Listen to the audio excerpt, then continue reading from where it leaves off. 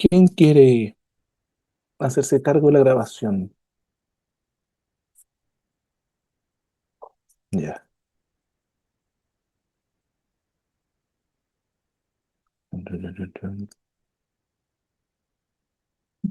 Listo. Ahí puede. Ahí está habilitado ya. Ya. Mm, mm, mm, mm.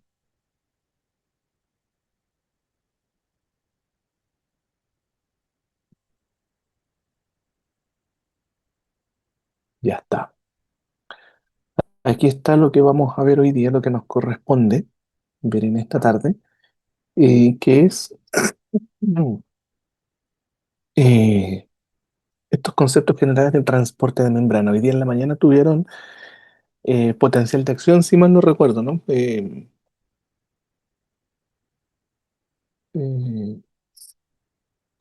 el tráfico que hay de ¿cómo se llama? De cambio de voltaje, ¿no? Dentro de lo que es un axón. Em, Bien, pues entonces vamos a estos elementos esenciales, retomando un poquito también lo que era, lo que estábamos viendo la semana pasada, ¿no? Estas células y cómo entonces ciertos organelos distribuyen las cosas dentro de ella. No, no, esto no es al azar, sino que tiene y cumple con un orden que hay dentro de cada una de las células. Entonces vamos a ir viendo estos tres elementos esenciales, ¿no? La endo, la exo y el citosis y el tráfico intracelular.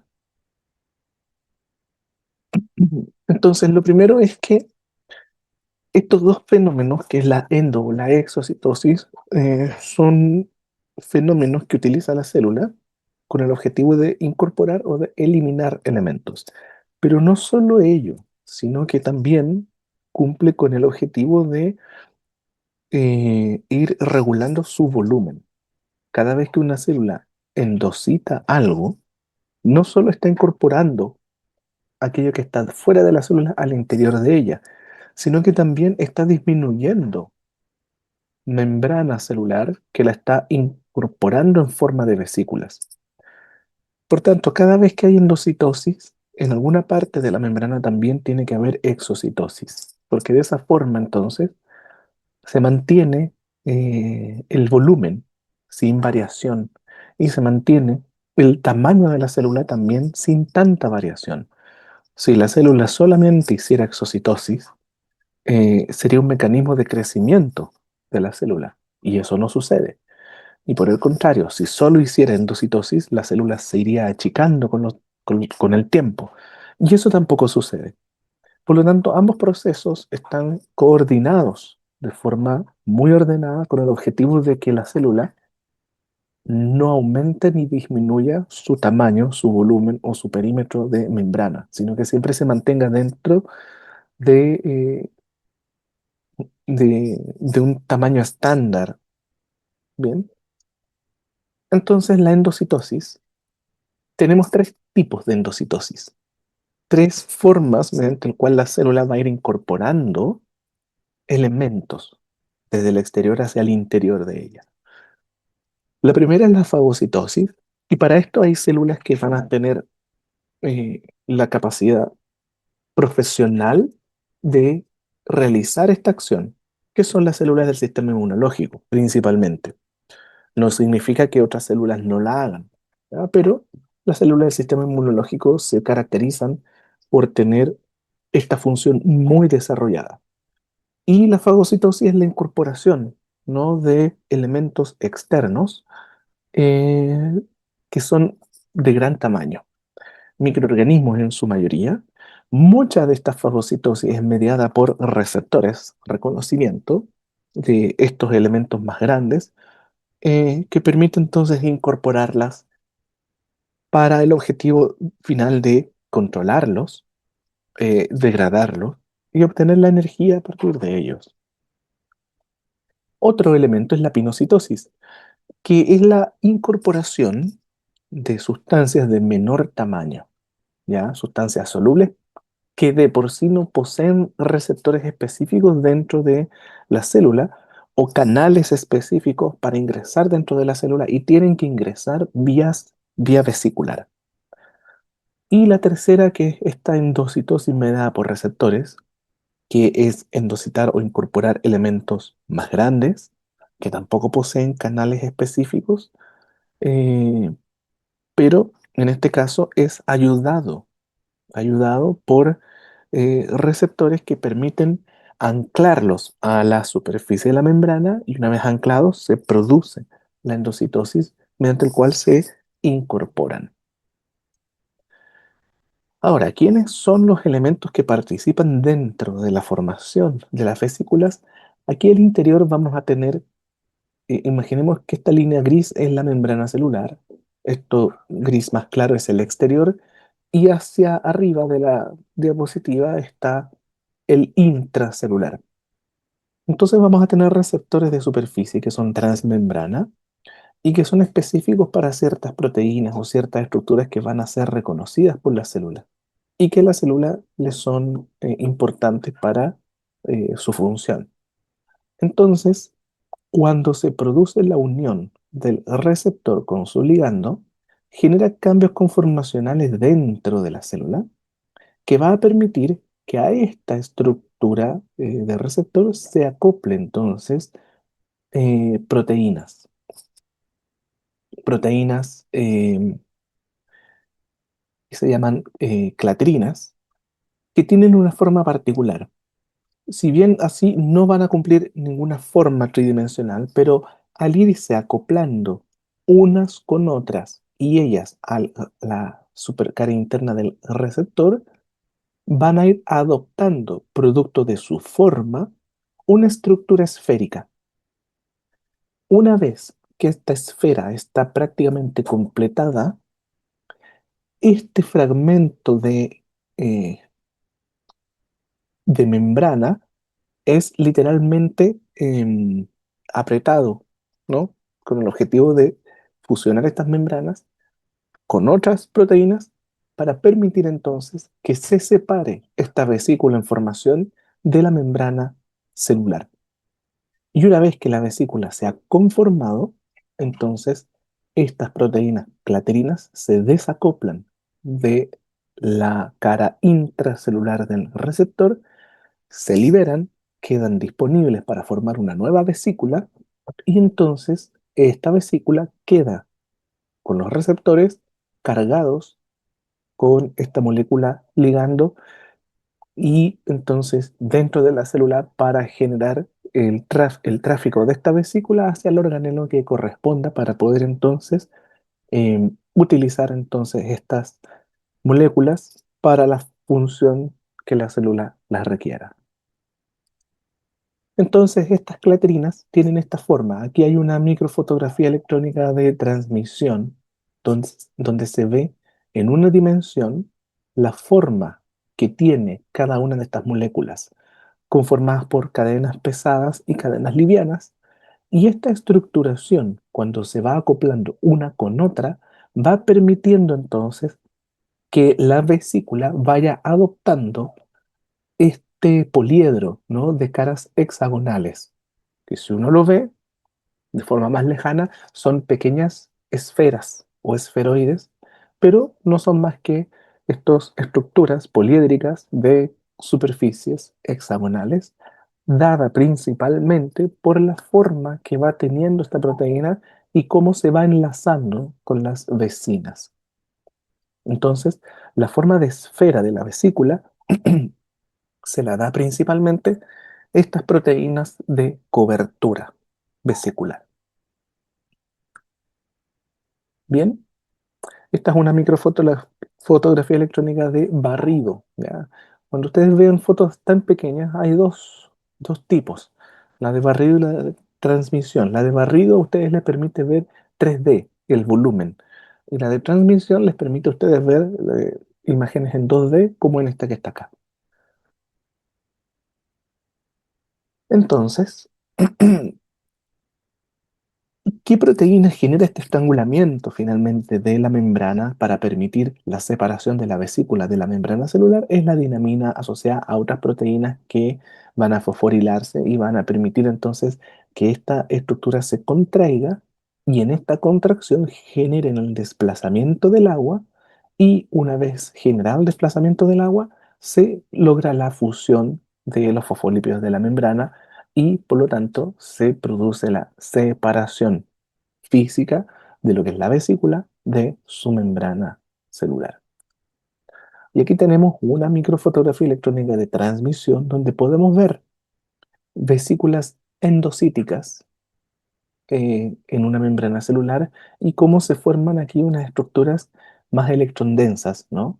Así se llama en esta figura cuando hay una mayor acumulación de proteínas.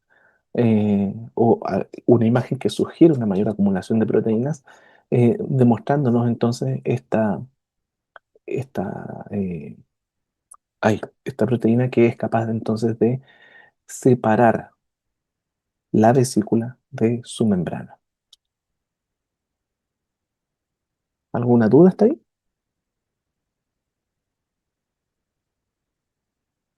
No, profe. ¿No? Bien.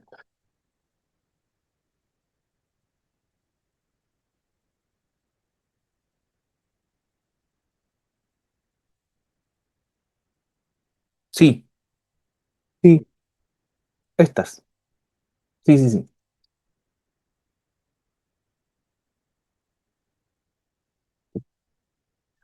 ¿Ya? Entonces, ahora la exocitosis eh, es un proceso un poquito más diferente, eh, porque aquí hay otras proteínas que tienen que encontrarse para permitir entonces la fusión de las membranas, a diferencia de la endocitosis, donde las proteínas se encargan de separar las membranas.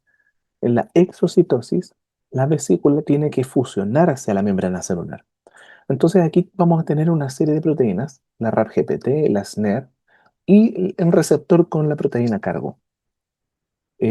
Puede ser una hormona también, no necesariamente una proteína, ¿ya? Pero una molécula que requiere su función fuera de la célula. Entonces, esta proteína, esta vesícula, perdón, eh, tiene un sensor en la cara interna de la membrana celular, que es una proteína RAP que reconoce a la proteína RAP-GPT, GTP, perdón, de la vesícula. Este fenómeno, cuando reconoce y la acerca a la membrana, se llama el anclaje, ¿ya? En el inglés se llama docking. Dock es puerto, entonces es como acercarse al puerto. En el castellano nosotros hablamos de anclaje, ¿no? Funciona como un ancla y esta proteína al contactarse con la RAP, la proteína RAP, al contactarse con la RAP GTP, se contrae y acerca la vesícula a la membrana.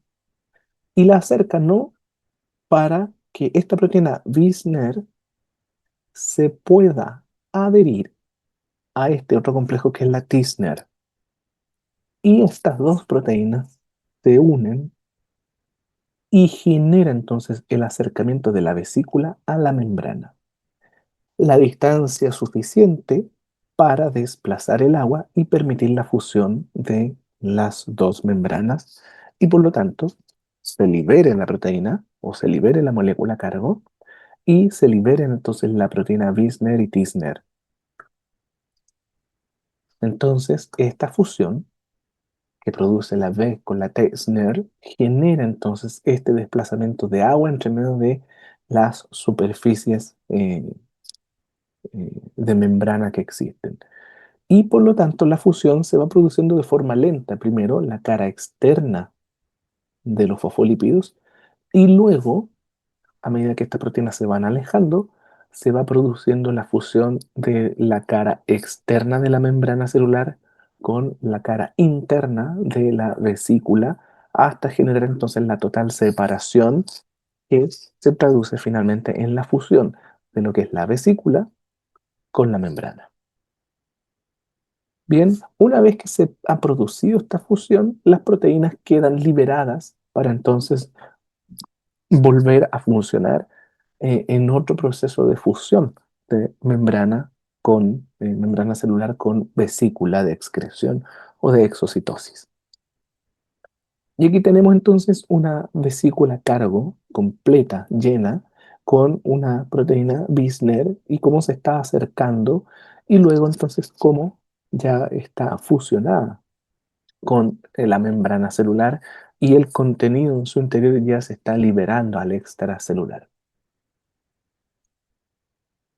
Esto no es novedad, esto probablemente fue una característica adoptada cuando las células humanas o células procariontes fueron infectadas con el virus, porque un virus tan conocido como el VIH y tan antiguo también como lo es el VIH, utiliza justamente proteínas de fusión y proteínas de adaptación para primero acercarse a la membrana y luego generar exactamente este mismo fenómeno, que es anclarse, desplazar el agua y fusionar, en este caso la nucleocápside, con la membrana celular y poder introducir su material genético dentro de la célula. Entonces, esta función, que es la exocitosis, no es más que un fenómeno o un proceso celular que la célula eucarionte adoptó probablemente de algún virus que la infectó. Y como encontró en este proceso eh, algo que le favorecía para sus funciones, finalmente eh, conservó los genes vinculados con estas proteínas que producían esta fusión y la mantuvo a través de la evolución hacia las distintas células eucariontes. Por lo tanto, esta función de exocitosis no es más que una demostración de la evolución celular, finalmente, porque elementos tan primitivos como los virus ya lo tenían como parte de su proceso biológico de reproducción celular. Bien, ¿preguntas hasta ahí?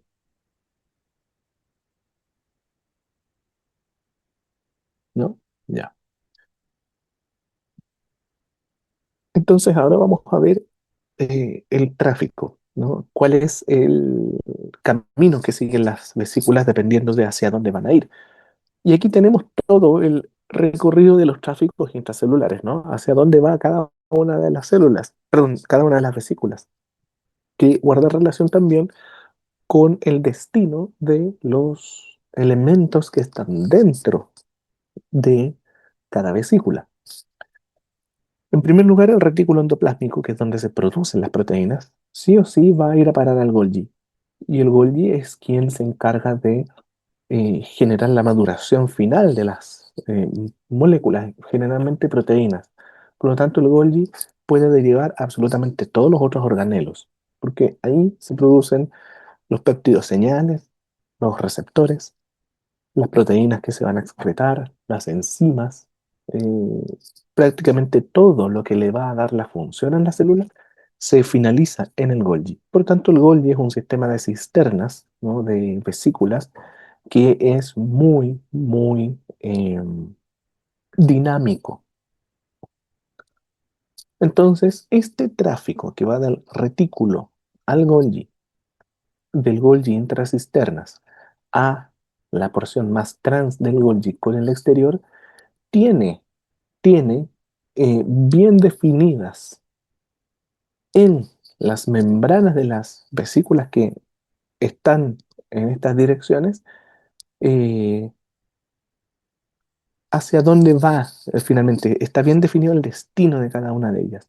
Y este destino está definido principalmente por tres elementos. El primero, ¿qué proteína va a formar la vesícula? Y aquí vamos a tener no solo las clatrinas que forman parte de la vía endocítica, sino que también las proteínas COP1 y COP2 como parte de las vías exocíticas y de tránsito vesicular. Entonces, si nosotros vemos las clatrinas, la COP1 y la COP2, la forma que adoptan las vesículas con estas tres proteínas son diferentes. Por lo tanto, ya tenemos una diferencia estructural en tres dimensiones de las vesículas que se forman dependiendo de dónde se están formando y hacia dónde van dirigidas. En segundo lugar, la direccionalidad también se la van a dar unos fosfolípidos que hay en la membrana, en particular el fosfatidilinositol, el PI. Y este fosfatidilinositol se va fosforilando en esta azúcar que tiene en uno, en dos o en tres carbonos. Y dependiendo de si está bi o trifosforilado o monofosforilado, es el destino también de dicha vesícula. Entonces aquí tenemos una serie de combinaciones que a partir del fosfatidilinositol se pueden ir dando, donde tenemos una monofosforilación en el carbono 3, en el carbono 5 o en el carbono 4, bifosforilaciones en los carbonos 3, 4, 3, 5 y 4, 5, o una trifosforilación en el 3, 4 y 5. Dependiendo de eso, entonces, es también la dirección que va a tener dicha vesícula. Por lo tanto, si tenemos aquí un esquema con las funciones básicas de la célula, donde tenemos tráfico entre cisternas del Golgi, exportación del Golgi hacia el exterior como exocitosis, hacia un fagolisosoma, o bien la formación de fagosomas, cada uno de estos fragmentos de membrana va a tener mayor concentración de ciertos fosfatidilinositoles, Nivel de de ciertos carga, fosfolípidos que 80%. van a generar entonces especificidad en estas zonas de la membrana para cumplir con dichas funciones. No es que la fagocitosis se haga al azar en ciertos lugares, sino que la membrana es especializada por áreas. Entonces van a haber áreas de la membrana especializadas en absorber, áreas especializadas en eliminar y áreas de las membranas propias de los organelos internos en recepcionar o ceder membrana para formar o recibir vesículas. Y en tercer lugar, las proteínas que van por fuera de las vesículas y que permiten acoplarse a las proteínas RAP que van a generar entonces este anclaje y que son RAP1, 2, RAP3A, etcétera, hasta RAP9. Cada una de estas proteínas RAP que está por fuera de la membrana tiene también una direccionalidad. Entonces, lo primero son las proteínas de cobertura, que van a dar la forma. Lo segundo son las proteínas RAP, que van acompañando, ¿no?, a esta forma. Y la tercera son la presencia de estos fosfolípidos de membrana en su estado mono, bi o trifosforilado, en particular del fosfatidilinositol. Y esos tres elementos son los que definen finalmente hacia dónde va a ir destinada esa vesícula que está en formación. Bien, entonces, en este tráfico del retículo al Golgi van las proteínas que están en formación y que requieren entonces de adquirir estructuras o cambios conformacionales para entonces poder ser funcionales. Por lo tanto, aquí vamos a tener que del retículo al Golgi va la vesícula conformada con la COP2. Em, este Golgi, como yo le decía, es dinámico. Aquí está el microtúbulo y aquí están las proteínas dineína y quinesina, que son las proteínas móviles que tenemos vinculadas al microtúbulo y que se encargan de anclar al organelo o a cualquier otra vesícula que se mueva. Entonces, cercano al retículo, todas estas vesículas que el retículo está emitiendo se van fusionando entre sí y se van fusionando generando la parte más cis de lo que es el Golgi. Una vez que está conformado esta parte cis del Golgi con estas vesículas en formación, lo que hace esta cisterna es ir avanzando. Y a medida que va avanzando y se va acercando al exterior, a la zona más trans, las proteínas van adquiriendo entonces esta capacidad. Si las proteínas que están aquí en formación son proteínas propias del retículo, entonces van a tener una cobertura por COP1 y van a regresar al retículo. Y esta es la COP2, la que genera este poliedro de cara triangular y que va desde el retículo a la cisterna cis del Golgi. Entonces, cuando tenemos aquí el retículo y se está formando la proteína y la proteína tiene que ir a algún organelo, se ancla entonces a este receptor que va a definir hacia dónde va a ir. Y entonces aquí vamos a tener eh, todos estos elementos estructurales proteicos que van a permitir el anclaje de la COP2 y va a generarse entonces la vesícula que va a ir directamente a formar parte del retículo, del Golgi,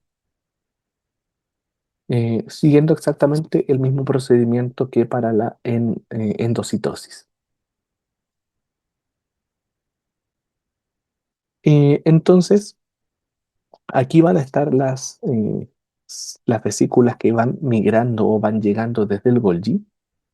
Y luego este tráfico vesicular no es más que la migración de las propias vesículas del Golgi o de estas cisternas desde la porción cis hasta la porción más trans. ¿Por qué? Porque la trans, donde ya se encuentran las proteínas maduras, se va vesiculando y se va eliminando para ir destinando entonces estas vesículas ya sea al exterior o a los organelos donde corresponda. Entonces, el Golgi está en constante transformación y formación. Se está formando desde el retículo por todas las vesículas que van destinadas hacia la zona cis y se va eliminando por todas las vesículas que se van formando en su cara más trans. Entonces, el Golgi que tenemos hoy día es distinto al Golgi que voy a tener en una hora más. ¿Ya? Por lo tanto, es una estructura muy dinámica en su formación. No es un organelo estático como lo es el retículo, como lo es la mitocondria, como lo es el peroxisoma. Bien, ahora, aquí está la porción más cis del Golgi, donde están estas proteínas que recién se están formando, y a medida que va avanzando, estas proteínas van adquiriendo eh, la funcionalidad. ¿Cómo se le da la funcionalidad? Bueno, agregándole o quitándole cosas. Aquí tenemos una microfotografía electrónica de transmisión, entonces donde vemos esta red de vesículas que a medida que va acercándose hacia la membrana celular, esta red va disminuyendo en tamaño porque obviamente se va desintegrando con la formación de las vesículas que van hacia el exterior o van hacia otros organelos. Y a medida que nos acercamos hacia el núcleo, hacia el retículo, este sistema es mucho más grande porque está recibiendo todas las vesículas del retículo y se están formando. Entonces, para ir conteniendo estas proteínas, irlas agrupando, irlas modificando y que estas proteínas también vayan adquiriendo la estructura terciaria o cuaternaria que le va a dar finalmente la función cuando sean excretadas o liberadas o eh, colocadas en la superficie de la célula en caso de que, por ejemplo, sea un receptor. Ahora, eh, del retículo, perdón, del Golgi hacia el retículo puede formarse entonces estas vesículas COP1 mediadas por COP1 que van a generar entonces una destinación diferente. De esta forma, entonces, desde el retículo hacia el exterior, dependiendo de la zona donde vayamos encontrándonos, si es en la zona más cis, más media o más trans, vamos a ir teniendo distintos procesos, por ejemplo, la fosforilación de oligosacáridos para las proteínas que son del lisosoma se producen más que nada en las caras iniciales, las cis. Luego estos oligosacáridos que se encuentran acoplados a las proteínas van sufriendo modificaciones en sus azúcares, ya sea removiéndose las manosas, agregando N-acetilglucosaminas, agregando galactosa o galactosamina, eh, y finalmente el proceso previo a la exportación es la sulfonación o sulfatación de ciertos aminoácidos o la metilación de ciertas azúcares. De esa forma, entonces, las proteínas van adquiriendo las características que le permitan ser funcional. Y luego en la zona trans del Golgi, recuerden, estos fragmentos de membrana que contengan ciertas proteínas RAP asociadas a ellas, que estén con la fosfatidilinositol que corresponda, va a definir entonces si lo que está dentro de ellas son proteínas o enzimas que van a ir al lisosoma, que van a ir a la membrana plasmática y por lo tanto van a formar parte de la membrana como receptores de superficie, como moléculas de activación o de maduración, o bien van a ir al exterior de la célula a cumplir sus funciones en otra célula, en otro tejido o en otro órgano. Bien, ¿pregunta hasta ahí?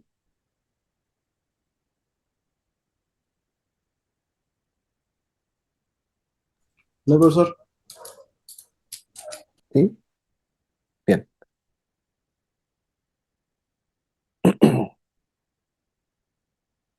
Denme un segundito. Bien. Entonces, siguiendo con la vía de excreción, por ejemplo, aquí vamos a tener, perdón, vía de excreción no, lisosoma.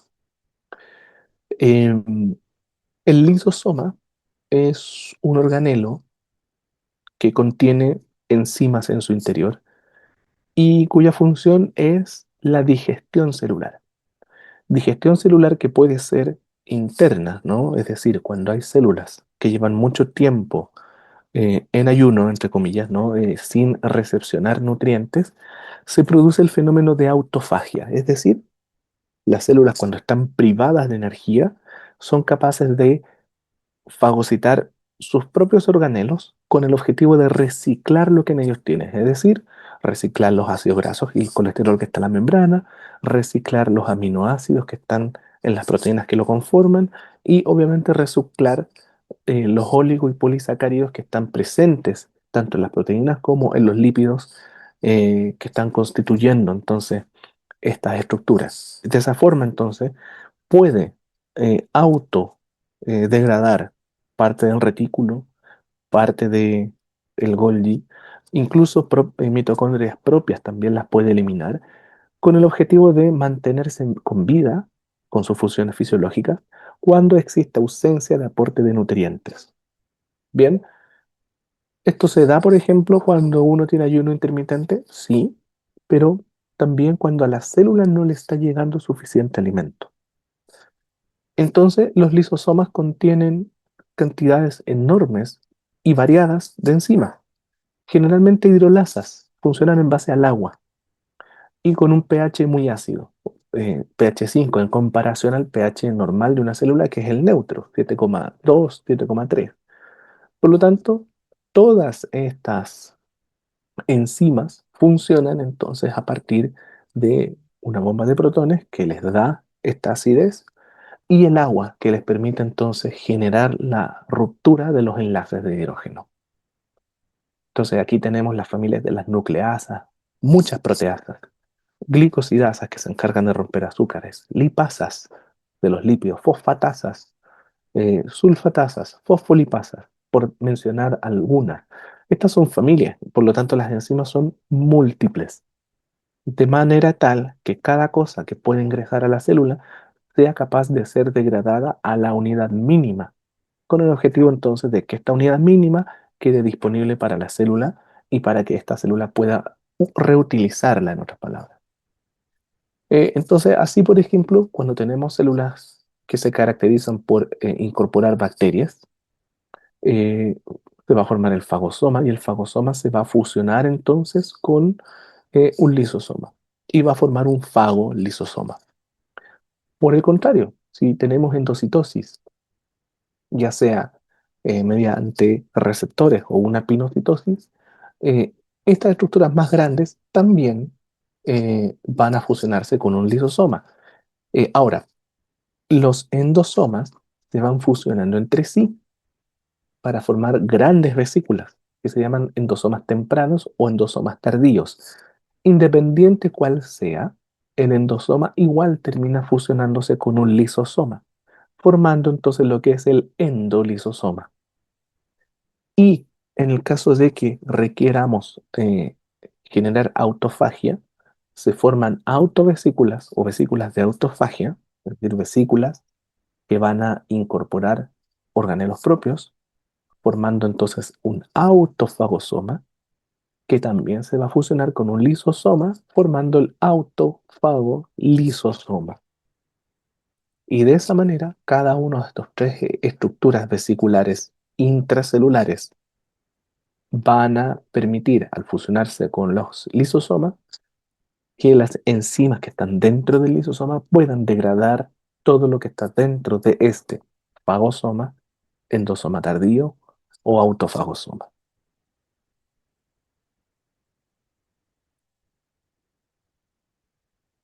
Em, entonces, aquí tenemos, por ejemplo, las proteínas que van destinadas a la formación de lo que va a ser el lisosoma. Y en particular tenemos la cobertura de clatrinas.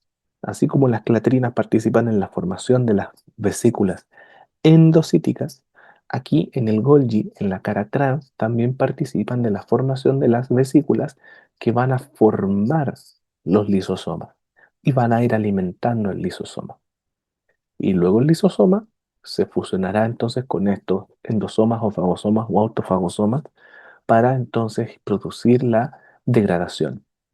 Luego, como los lisosomas contienen eh, receptores cargo que se encargan de mantener ahí ancladas las enzimas, estos receptores tienen que reciclarse para volver a cargar más enzimas. Por lo tanto, en este lisosoma o autofagolisosoma o endolisosoma o fagolisosoma, que significa que los lisosomas ya están funcionados y por lo tanto las proteínas ya están liberadas, ya están ejerciendo acción, las proteínas cargo de estos enzimas quedan libres y entonces se forman nuevas vesículas con unas proteínas cargo retroméricas que solamente se van a llevar esa fracción de membrana que tienen los receptores que están, que estuvieron con las enzimas cargadas y que ahora se encuentran vacíos. Y de esa manera entonces, este tráfico permite reciclar esta zona de la membrana con estos receptores para que vuelvan a la zona trans del Golgi y puedan entonces volver a cargar en estos receptores nuevas enzimas, nuevas proteasas que van a ir conformando y alimentando un nuevo lisosoma. De esta forma se produce un reciclaje de la membrana del lisosoma desde la cara trans hacia el endolisosoma, fagolisosoma o autofagolisosoma y obviamente de esta estructura formada hacia la cara trans del Golgi.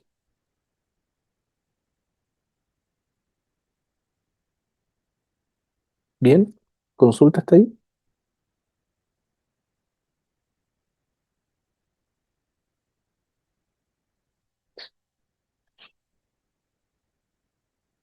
Ya, Sí, ninguna bien, duda.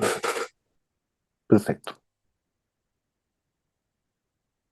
Em, entonces, aquí por ejemplo, y este es un ejemplo, recuerden que estas estructuras que son los pseudópodos, la melopodios, eh, eran conformadas por actina, pero aquí no se, bueno, se muestra la actina, pero el objetivo de esta imagen es ver esto que está en azul, que es esta zona de la membrana que está formando este fagosoma en formación, y que no es más que fosfatilinositol bifosfato.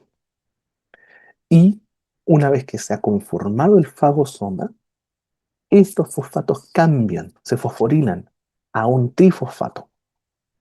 Y de esta manera este fagosoma queda, uno, conformado y dos, señalizado, indicándole entonces a la célula a dónde tiene que ir este fagosoma. Bien, entonces aquí hay una microfotografía electrónica de transmisión donde se evidencia cómo un diplococo está siendo fagocitado por estas células fagocíticas. Y aquí entonces este es un monocito, puede ser un macrófago o también una célula dendrítica, pero es un fagocito en estricto rigor que está también fagocitando dos cuerpos celulares más grandes que una bacteria. Y aquí lo que yo les comentaba, ¿no? Em, Aquí estamos en el intracelular y esto que está acá es el extracelular. Y aquí hay receptores de membrana que van a captar estas estructuras que son proteínas probablemente. No lo podemos saber a ciencia cierta con esta figura. Lo que sí sabemos con esta figura es que estas estructuras tienen que incorporarse vía endocitosis mediada por receptores. Entonces vamos viendo que a medida que estos elementos se van acoplando a sus receptores, los receptores a su vez van cambiando conformacionalmente para permitir que en el intracelular se vayan ajustando entonces estas proteínas de formación. Si es una vesícula endocítica, estas proteínas son las clatrinas. Y estas clatrinas entonces, a medida que eh, van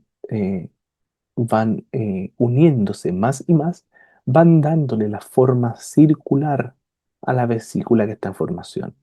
Entonces aquí ya tenemos prácticamente la vesícula conformada por la capa de clatrinas. Vemos la doble capa lipídica generando entonces esta membrana celular y luego vemos las estructuras cargo que pueden ser fosfolípidos, pueden ser ácidos grasos de mayor tamaño, pueden ser proteínas, pueden ser azúcares de mayor complejidad, pero están ancladas a los receptores. Y por lo tanto, el centro de la vesícula está sin nada, vacío, solo citosol, líquido, agua. Y entonces aquí queda la estructura lista para que la adineína pueda entonces generar la estrangulación de esta zona de la membrana. Y aquí entonces en la imagen derecha ya vemos la vesícula liberada, conformada, siempre anclada a algún microtúbulo y entonces con la señalización dada para que esta vesícula pueda llegar al sitio donde tenga que llegar dentro de la célula. Entonces, dentro de una célula tenemos, por ejemplo, esta que puede ser una célula de un epitelio, ¿no? Donde tenemos un dominio apical, eh, uniones celulares y un dominio basal. Entonces aquí puede haber una lámina basal y aquí puede haber un exterior, un lumen, por ejemplo. Puede ser, está perfectamente un enterocito, en donde en una zona va a haber endocitosis. Aquí hay un endosoma, se fusiona con el lisosoma y por lo tanto aquí se va a degradar lo que está dentro. Pero recuerden que también los receptores que están aquí participando de la endocitosis no se degradan, sino que se reciclan. Estos regresan a la superficie. Por lo tanto, tantas vesículas se están formando de endocitosis, la misma cantidad de vesículas o de membrana tiene que estar siendo devuelta a esta zona para reciclar y no, o impedir, mejor dicho, que esta área disminuya de tamaño. Y lo mismo, si acá arriba en la zona apical se está produciendo endocitosis, lo común es que también se produzca este reciclamiento de membrana. Y hay un fenómeno que se llama la transcitosis, que es, se endocita en una cara, en una superficie, la vesícula migra hacia la zona apical y esta vesícula entonces se fusiona con la membrana en la otra zona. Bien, entonces siempre va a existir este equilibrio dentro de la célula para mantener su tamaño. Este reciclaje, por ejemplo, eh, bueno, se produce aquí la vesiculación, la endocitosis, en este caso de LDL, mediada por receptores y clatrinas. Esta vesícula entonces queda lista para fusionarse con el lisosoma, formando entonces estos endosomas tempranos y luego el endolisosoma. Y la zona de la membrana, nuevamente, que tiene el receptor, que tenía la capacidad para reconocer el LDL, no queda dentro del endosoma, sino que se regresa a la superficie. ¿Bien? Entonces, finalmente lo que el endosoma va a tener es aquellos fragmentos de la membrana que forman el endosoma, pero que no están con los receptores cargo que permitieron absorber o incorporar los elementos. De esa manera, dentro del endosoma, todos los elementos que se endocitaron van a estar en suspensión, ya no adheridos al receptor, porque el receptor entonces se recicla y se regresa a la superficie. Bien, aquí lo mismo, ¿no?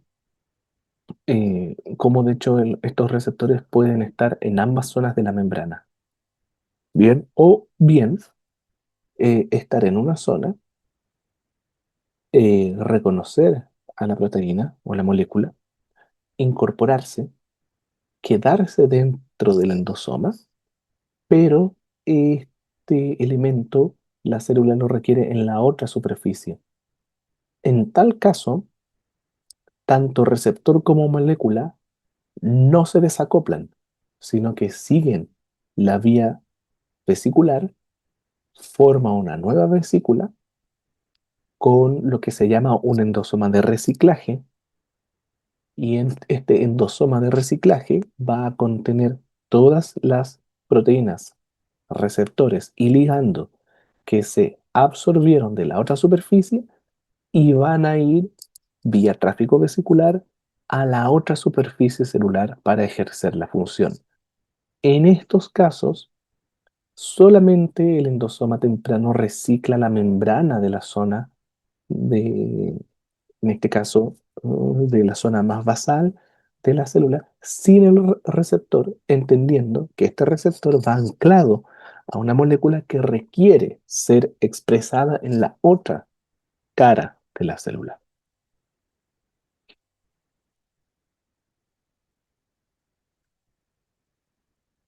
Bien, y obviamente em, la degradación finalmente de lo que está dentro va a permitir que posterior a la degradación, todo lo que está contenido en el endosoma o en el endolisosoma o en el fagolisosoma o en el autofagolisosoma finalmente quede absorbido a la célula.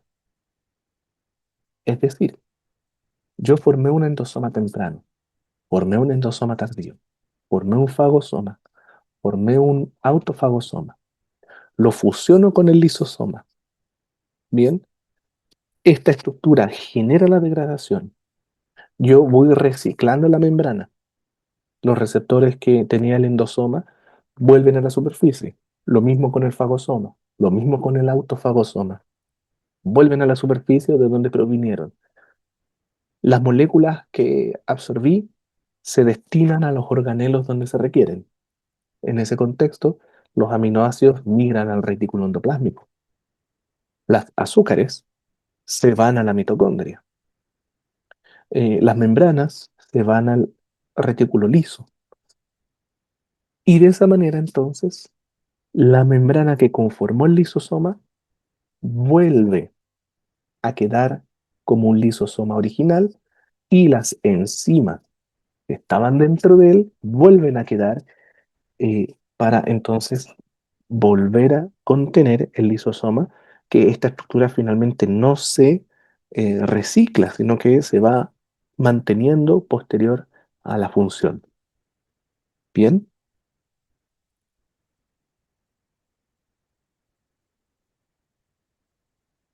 Entonces, aquí tenemos estas estructuras, finalmente, un endosoma temprano. Eh, en este caso, por ejemplo, aquí se hace un secuestro. ¿Qué significa este secuestro?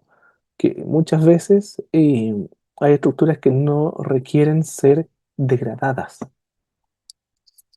eh, o bien necesitan ser degradadas. Eh,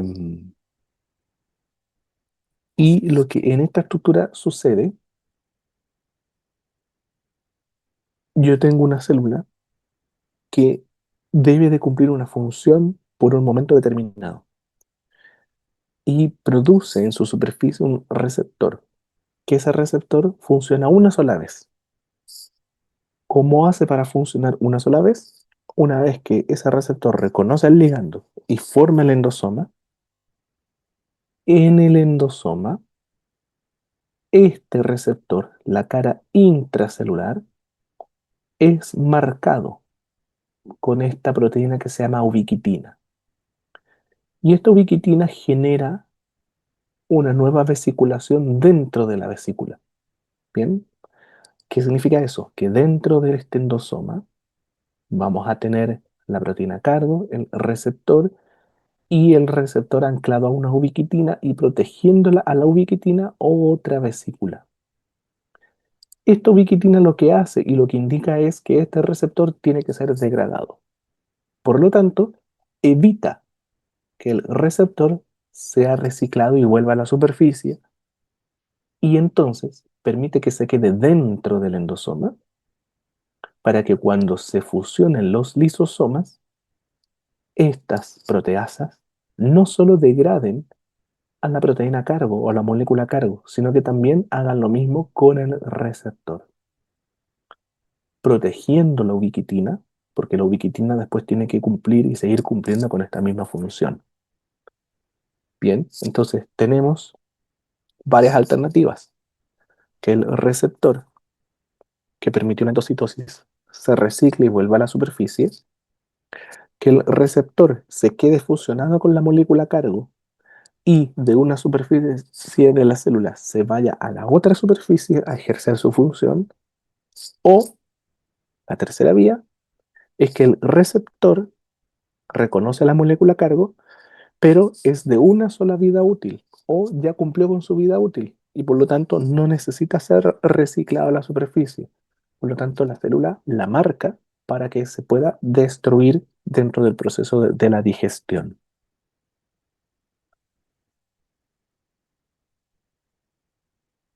¿Dudas hasta ahí?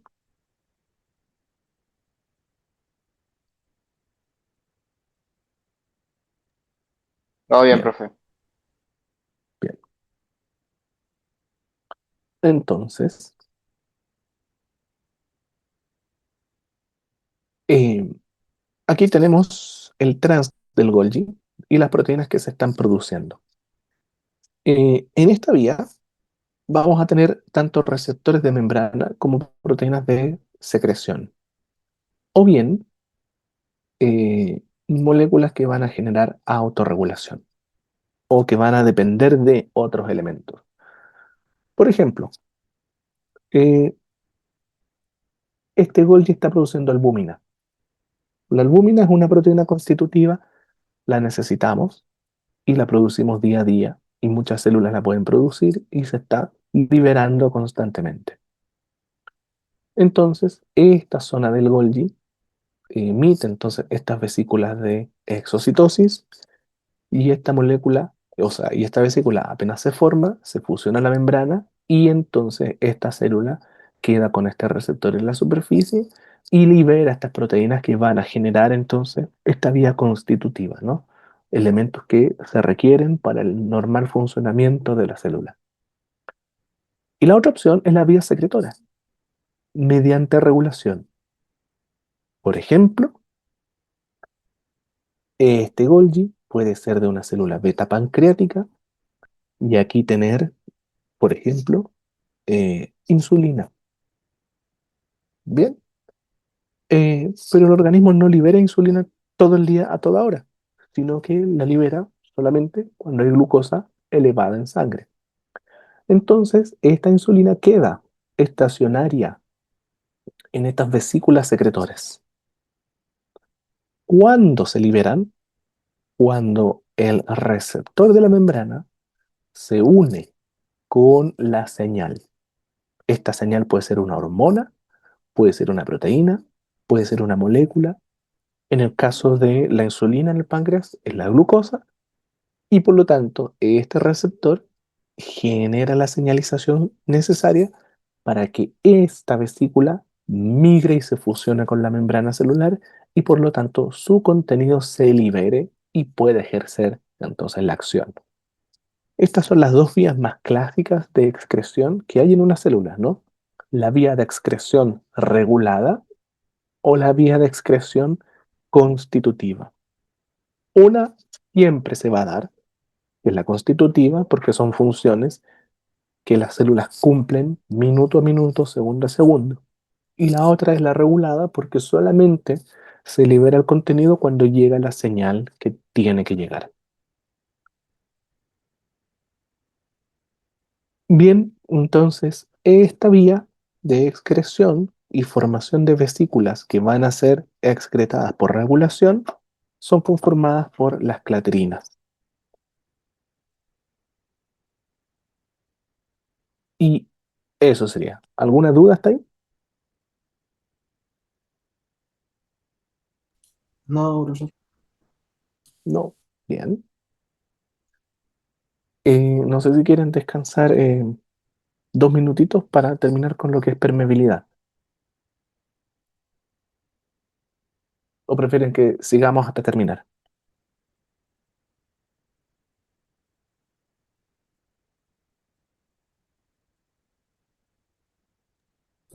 Sí, ¿Sí?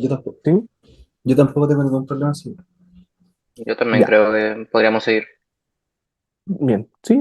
Bueno, esta parte de la clase que queda es más cortita. ¿Ya? Así que, bueno, sigamos así. Terminamos también antes y se van a descansar o a estudiar antes de la hora. Esta es la última clase, al menos mía, de este semestre, así que vamos a ver lo que es la permeabilidad celular. Em, Esto es eh, importante porque, si bien es cierto, el tráfico vesicular está asociado con la incorporación y eliminación de cosas, no necesariamente todos los elementos ingresan o se transmiten a la célula mediante vesículas. Hay muchas otras cosas que ingresan de forma más simple dentro de lo que se llama simpleza. Bien, y esto está dado porque la membrana de la célula es semipermeable. Es semipermeable para ciertas estructuras y para otras no lo es. Aquellas que no son tan grandes, son más pequeñas, tienen entonces elementos específicos que permiten el ingreso fácil. Y cuando ya son de un tamaño mayor, ahí entonces entra la formación de vesículas. Entonces, lo que vamos a ver es que si nosotros tomamos el tamaño de la membrana plasmática de una célula, cubre una superficie de 700 micrómetros cuadrados.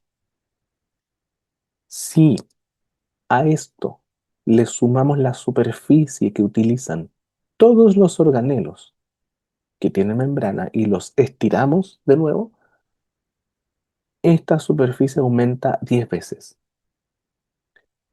Y si a esta célula extraemos todo el citoesqueleto, la actina, los microtúbulos y los filamentos intermedios y los colocamos en una superficie, esta superficie abarcaría hasta 94.000 micrómetros cuadrados. Por lo tanto, la cantidad de espacio y de elementos que hay dentro de la célula son gigantescos. Para ello, entonces, lo primero que hay que entender es cómo está conformada, ¿no? La membrana de la célula. Y la membrana de la célula, eh, la unidad funcional principal son los fosfolípidos, pero hay muchos tipos de fosfolípidos y cada uno de ellos tiene una función específica, ¿no? Ya veíamos el fosfatidilnositol, que aquí está el PI, que se encarga de la señalización de la membrana para formar vesículas. Eh, tenemos esfingolípidos, que las membranas de nuestra célula los tienen muy poco porque son más que nada de algas y de células vegetales. Y dentro del mundo de los fosfogliceroles, donde están los fosfolípidos, ¿no? Cada uno de ellos tiene un tamaño distinto y una estructuración distinta. Por lo tanto, van a estar en distintas zonas de la membrana. Las zonas circulares, las zonas planas, en los cilios, etcétera.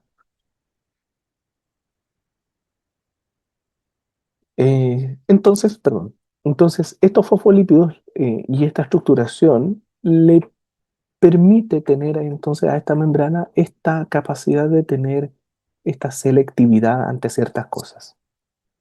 Hay elementos que obviamente por tamaño no van a poder entrar y para ello entonces se requieren los transportadores. Y en estos transportadores en la mañana vieron unos, que son los dependientes de iones, ¿no? Vamos a tener distintos tipos, en particular tres tipos o tres familias.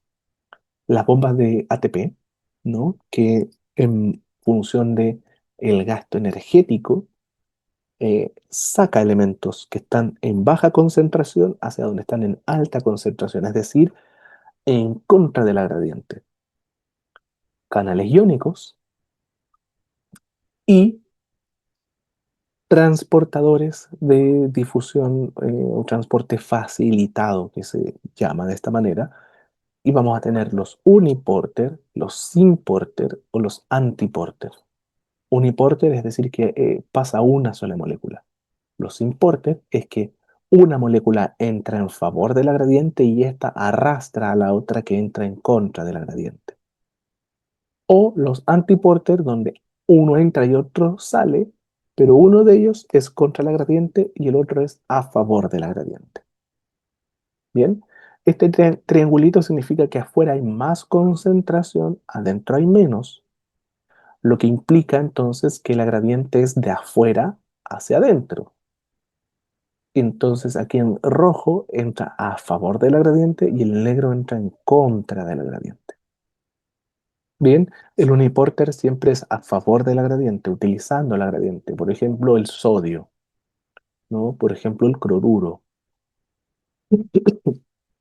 Aquí, por ejemplo, vamos a tener, en este caso, por ejemplo, la bomba sodio-potasio, sodio-glucosa, sodio-protones, etcétera, ¿no? ¿Qué elementos son permeables en sí? Bueno, los gases en su estado líquido, CO2, nitrógeno, oxígeno, el etanol, el agua y la urea. Estos dos elementos son levemente permeables, es decir, el agua pasa, pero no siempre pasa toda. La urea pasa, pero también hay cosas que son no todas, ¿no? Ya la glucosa y la fructosa no pueden pasar por cosas de tamaño, es impermeable. ¿Qué otros elementos no entran? Estos iones, el potasio, el magnesio, el calcio, el cloruro, el bicarbonato y el fosfato o fosfato ácido no entran. Y estructuras más grandes, aminoácidos, ATP, la glucosa 6-fosfato, proteínas, ácidos nucleicos, otros lípidos tampoco entran. Por lo tanto, estas estructuras que no entran tienen que ingresar necesariamente por transportadores. Entonces, la primera es la difusión facilitada, facilitada por la gradiente de concentración. Receptor de glucosa, GLUT1, pues el GLUT2, GLUT4, está la glucosa, eh, reconoce su sitio, se une al sitio, esto genera un cambio conformacional dentro del receptor, se cierra por el exterior y se abre el interior y libera la glucosa, permitiendo entonces que sin gasto energético la glucosa puede entrar del exterior al interior de la célula. Y esta es la manera mediante la cual la glucosa entra a las células del cuerpo. Transporte mediado por ATPs, una molécula, un ion entra a favor de la gradiente y otro entra o sale en contra de la gradiente. En este caso, la gradiente me dice que la mayor concentración de sodio está en el exterior, pero yo quiero sacar sodio. No lo puedo hacer de forma facilitada porque está mayor concentrado afuera. La lógica es que entre. Entonces tenemos esta bomba que requiere energía, que me permite unir tres sodios, y cuando ya tengo los sodios, se abre al exterior para permitir que estos sodios se liberen con la incorporación de los potasios, quienes también entran en contra de la gradiente. Bien, esto por ejemplo es lo que hacen las neuronas o las células que son excitatorias, para entonces mantener el potencial de acción y permitir que exista una gradiente, que se llama, es decir, una mayor concentración afuera que adentro, para que el momento en que el impulso nervioso deba generarse, puedan entrar con facilidad y con rapidez, y generar entonces en la transmisión de la electricidad. Aquí, por ejemplo, tenemos un distintos sistemas de transporte dentro de una célula. Esto es, por ejemplo, una célula estomacal que produce ácido clorhídrico para la digestión y para bajar el pH estomacal. Entonces, el cloruro ingresa a esta célula por un transportador antiporter. Entonces, entra el cloruro y sale el bicarbonato. Bien, ¿por qué sucede esto con facilidad? Porque esta célula está captando el CO2 que hay en el exterior, lo incorpora y con el agua que tiene adentro, la rompe esta molécula de agua, la disocia, obtiene los hidroxilos para formar el ácido, y entonces una vez que forma el ácido, queda biodisponible en los protones, el bicarbonato lo saca y entra el cloruro. Y el cloruro luego lo expulsa mediante un transportador específico de cloro, que es el canal de cloro. Y luego con esta bomba sodio, protón, potasio, ATPasa, lo que hace es meter potasio para que la bomba pueda sacar el protón, que se está acumulando al interior de la célula, pero que en realidad lo necesita en el lumen para disminuir el pH. Y como liberó protones por una parte y por otra está produciendo cloruros, estos dos iones se juntan dentro del estómago y forman finalmente el ácido clorhídrico, que va a disminuir el pH a 2 o a 1 durante el proceso de digestión. Entonces aquí vemos transportador antiporter, difusión facilitada, canales iónicos y bomba de potasio. 4 tipos de receptores en una misma célula para cumplir una sola función, que es formar ácido clorhídrico. Aquí, por ejemplo, una célula del intestino, donde se produce la absorción de glucosa. La glucosa entra por un syn-porter ayudado por dos proteínas, moléculas de sodio. Entran dos sodios junto con la glucosa. La glucosa eh, por canal específico sale, difusión facilitada, y el sodio también sale al exterior por esta bomba sodio-potasio ATPasa.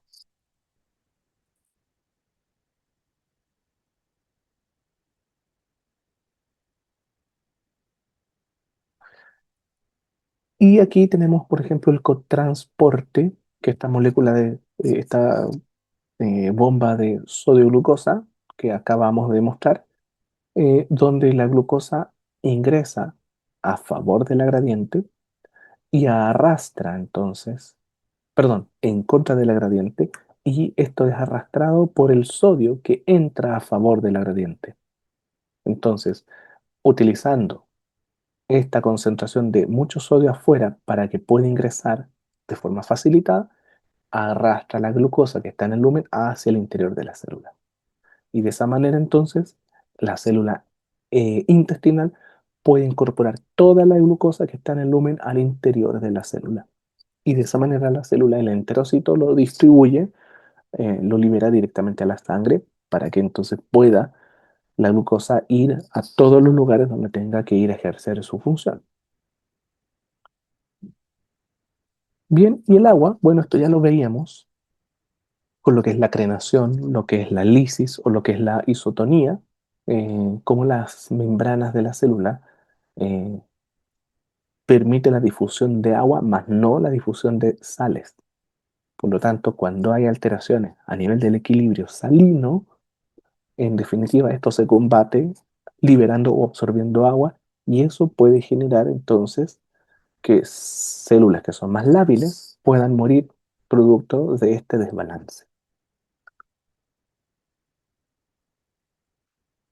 Dentro de los canales iónicos, ya principalmente en células nerviosas como las que vieron hoy día en la mañana, van a tener aquellos mediados por voltaje, canales iónicos que se abren solamente cuando hay un impulso eléctrico, mediados por ligando, que solamente se abren en presencia de una molécula señal, o mecanosensibles, que solo se abren cuando hay alteraciones mecánicas, tactos, tensiones, presiones. Bien, en el caso del ligando, por ejemplo, las moléculas olfatorias que activan canales iónicos, o las moléculas gustativas que activan canales iónicos. Y de esa forma, entonces, uno percibe olores o percibe sabores. En el caso de los mecanosensibles también está la audición, porque son las ondas sonoras las que golpean una membrana que genera una vibración y esta vibración es capaz de abrir canales y generar entonces el impulso eléctrico. Bien, y eso era lo que era la generalidad entonces de permeabilidad celular. Eh, no sé si hay dudas, preguntas.